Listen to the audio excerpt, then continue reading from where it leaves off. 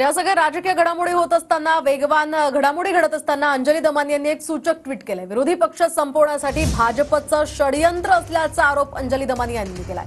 तर भाजपला आपलाच माणूस बसवून विरोधी पक्ष नष्ट करायचा आहे असा सुद्धा आरोप अंजली दमानी यांनी केलाय. तर शिंदेंनी असे प्रयोग करू नये, लोकशाही जिवंत ठेवावी असंही आवाहन अंजली दमानिया यांनी केलंय. विरोधी पक्षच हे संपून टाकण्यासाठी भाजपचे षडयंत्र करतंय.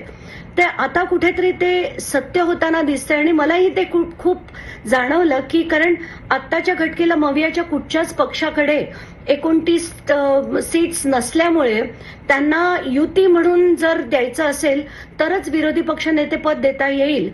तर त्यांचा विरोधी पक्ष नेताही नको, आपलाच माणूस जर विरोधी पक्षात बसवला तर विरोधी पक्षच मुळात महाराष्ट्रातनं नष्ट करून टाकायचे.